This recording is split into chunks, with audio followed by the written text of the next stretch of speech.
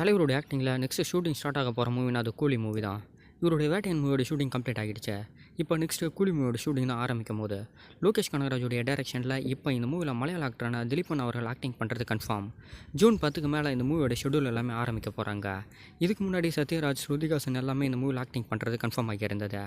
இப்போ ஜூன் 10க்கு மேலே இந்த மூவியில் இருக்க ஆக்ட்ரஸோடைய அப்டேட்ஸ் எல்லாமே ஒவ்வொன்றா கொடுக்குறதாகவும் சொல்லியிருக்காங்களே. 2025 சம்மருக்கு மேலே கூலி மூவியாக தேட்டர்லையும் பார்க்கலாம். வேட்டையன் மூவியோட ஷெடியூல் எல்லாமே கம்ப்ளீட் ஆகி தேட்டருக்கு வரப்போகுது. கூலி மூவியும் 2025 சம்மர் டைமில் தேட்டருக்கு வரப்போகுது. இதை தொடர்ந்து ஜெயிலருடைய 2வது பக்கமாக தயாராக போகிறத கன்ஃபார்ம் பண்ணியிருக்காங்க. இது மட்டும் இல்லாமல் வேல்ஸ் ப்ரொடக்ஷன், சத்யா ஜோதி ஃபிலிம் ப்ரொடக்ஷனில் இருந்து நியூவாக ஒரு மூவியில் தலைவர் அவர்கள் ஆக்டிங் பண்ணுறது கன்ஃபார்ம் ஆகியிருக்க.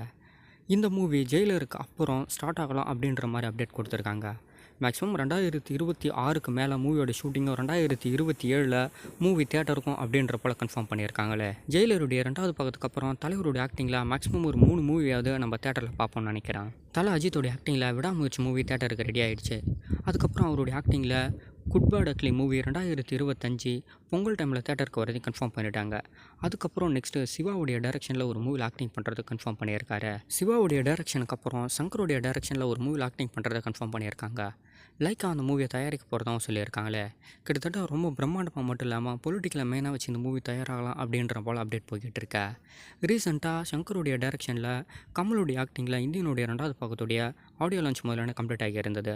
ஒரு சில முக்கியமான விஷயங்களையும் அந்த ஆடியோ லான்ச்சில் பகிர்ந்திருந்தார். இந்தியனுடைய 2வது பக்கம் இப்போ ரிலீஸுக்கு தயாராகிடுச்சு.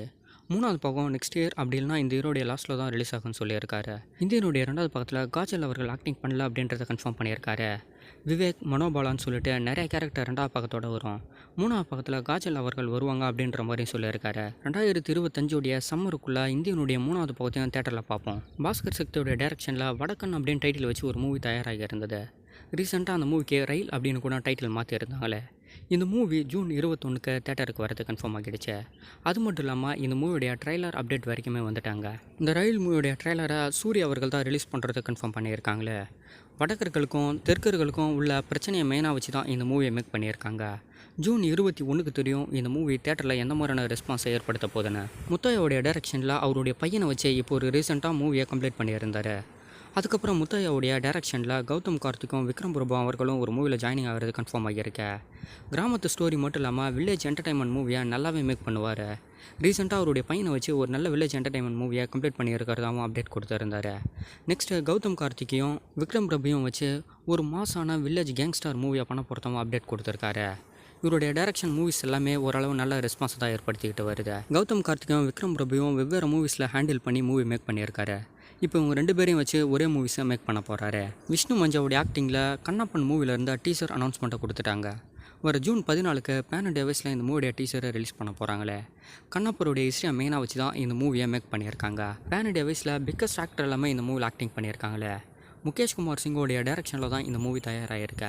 மேக்ஸிமம் ஆகஸ்டோடைய எண்டுக்குள்ளே கூட இந்த மூவி தேட்டருக்கு வரதுக்கு நிறையா வாய்ப்பு இருக்குது. அரண்மனையுடைய 4வது பக்கத்தில் தமன்னாவுக்கு பயங்கரமான ஒரு ரோல் அமைஞ்சிருந்தது. சுந்தர்சியோடைய டைரக்ஷனில் தான் இந்த மூவி தயாராகி இருந்தது. இப்போ சுந்தர்சி அவர்கள் அடுத்ததாக கலகலப்புடைய 3வது பக்கத்தை தான் தயாரிக்க போகிறாரு.